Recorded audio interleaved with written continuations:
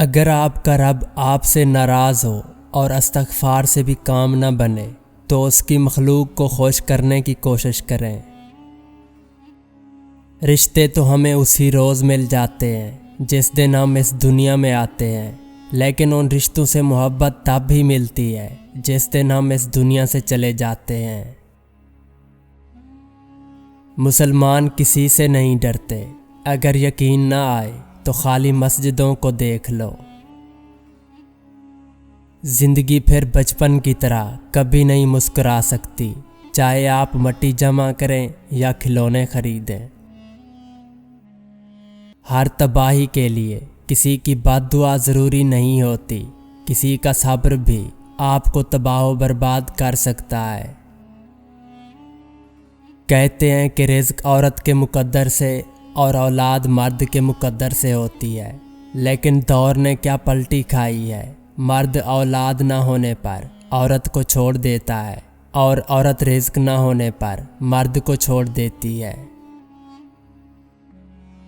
اپنے بہن بھائی بھی اپنے نہیں ہوتے، یہ میں نے اپنے والدین کے بہن بھائیوں کو دیکھ کر سمجھا ہے۔ میں پہلا شخص ہوں جو اس جگہ سے گزرا ہوں۔ یقین کریں کہ یہاں کوئی راستہ نہیں تھا، عجیب لوگ تھے جو مردوں سے بات کرتے تھے، مگر جو مر رہے تھے انہیں کوئی پوچھتا ہی نہ تھا۔ زندگی اپنے حساب سے جینی چاہیے، لوگوں کو خوش رکھنے کے چکر میں تو شیر کو بھی سرکس میں ناچنا پڑتا ہے۔ ہم سمجھتے کم سمجھاتے زیادہ ہیں، اس لیے سلجھتے کم اور الجھتے زیادہ ہیں۔ کھلی کتاب کے صفحے الٹتے رہتے ہیں، ہوا چلے نہ چلے دن پلٹتے رہتے ہیں۔ پانی اگر خاموش ہے تو گہرائی سے مذاق نہیں کرتے۔ حرف حرف رٹ کر بھی آگہی نہیں ملتی، آگ نام رکھنے سے روشنی نہیں ملتی۔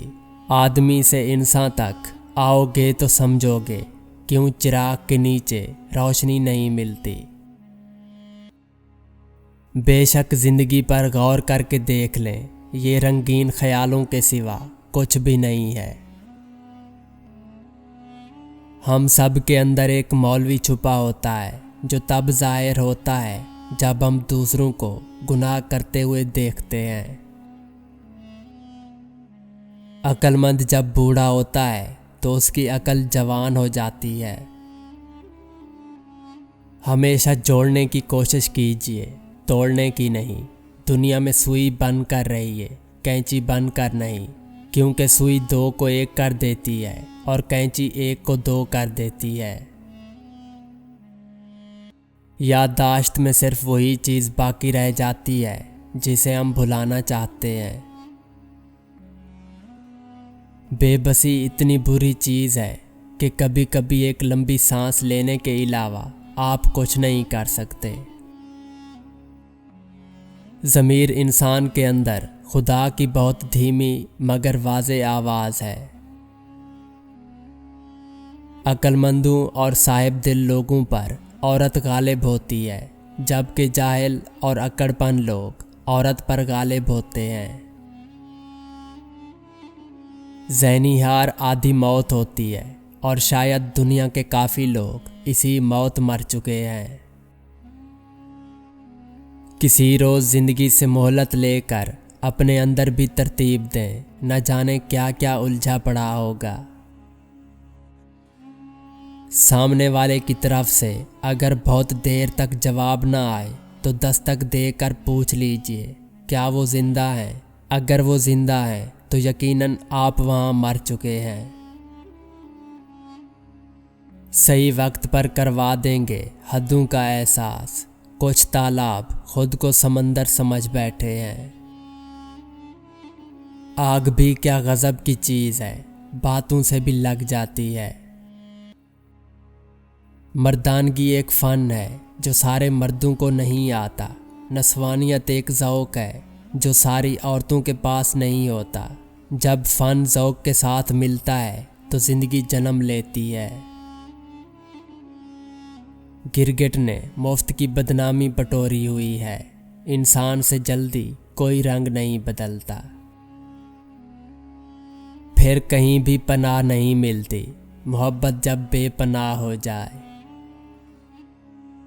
زندگی کو پانی کے بہاؤ پر بہتا ہوا لکڑی کا ٹکڑا بنائیں گے تو تمام عمر بے سمت ہی بہتے رہیں گے۔ پار لگنا ہے تو زندگی کو پانی کا سینہ چیرنے والی کشتی بنائیں۔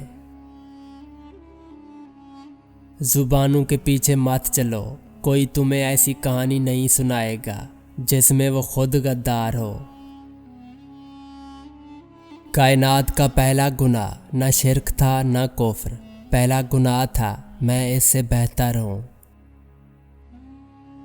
زندگی ایک کتاب کی مانند ہے جس کے ابواب ختم ہو جاتے ہیں، لیکن تلخ حقیقت یہ ہے کہ کہانی کبھی ختم نہیں ہوتی۔ اکثر ہم صرف عارضی خوشی کے لیے حقیقی سچ کو نظر انداز کر دیتے ہیں۔ سب سے بڑا منافق اور قابل نفرت انسان وہ ہوتا ہے جو آپ سے فائدہ بھی اٹھائے اور مطلب پورا ہونے کے بعد آپ کی مخالفت بھی کرے۔ زندگی بہت تلخ ہے اور لوگ اس میں اپنے اپنے حصے کا زہر ملانا ثواب سمجھتے ہیں۔ ملاقات کے صرف دو ہی معیار ہوتے ہیں، خون ملتا ہو یا خیالات ملتے ہوں۔ اگر یہ طے ہے جو دیا ہے وہ لوٹ کر آئے گا تو کیوں نہ صرف دعائیں دی جائیں۔